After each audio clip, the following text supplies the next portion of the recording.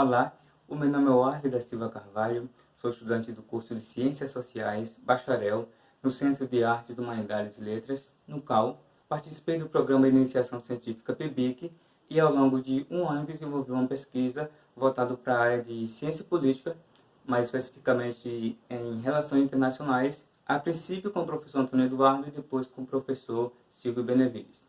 O tema da minha pesquisa foi a política externa do governo Bolsonaro e o Mercosul na gestão do ministro das Relações Exteriores, Ernesto Araújo. Como resultado da pesquisa, eu escrevi um artigo. No resumo, consta de dois momentos importantes da história do país da América Latina.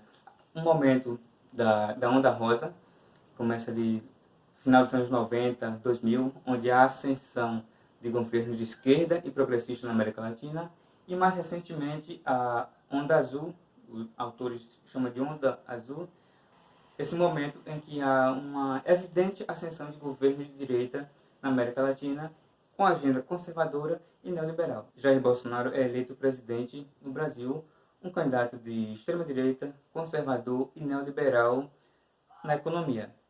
Ele chega prometendo fazer profundas mudanças na política interna e também na política externa. O artigo tem como objetivo analisar as ideias, os valores, as ações e as práticas do governo Bolsonaro voltado para a política externa.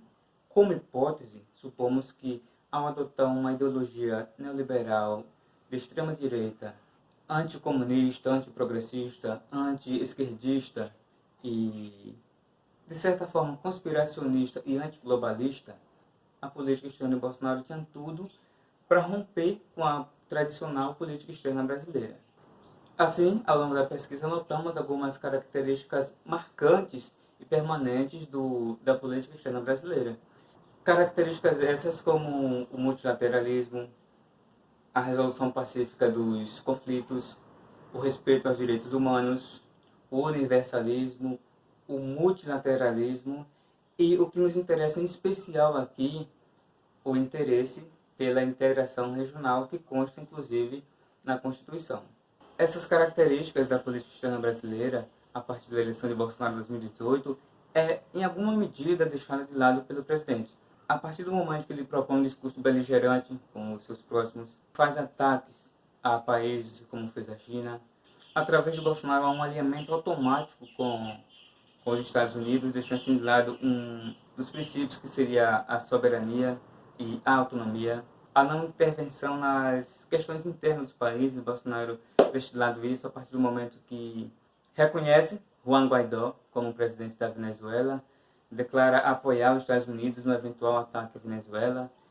Então, ao longo desses 2 anos que Ernesto Araújo esteve à frente do poder, toda uma série de valores da política externa brasileira foi deixado de lado, foi vilipendiado. Na integração regional via Mercosul, o governo Bolsonaro também se recusa a manter os valores tradicionais da política externa brasileira. Ele simplesmente abandonou aquela ideia de integração sul-sul, posta em prática pelo PT, pelos governos de esquerda e progressista na América do Sul, em prol de uma integração mais flexível, mais liberal, nas palavras de Paulo Guedes, menos onerosa.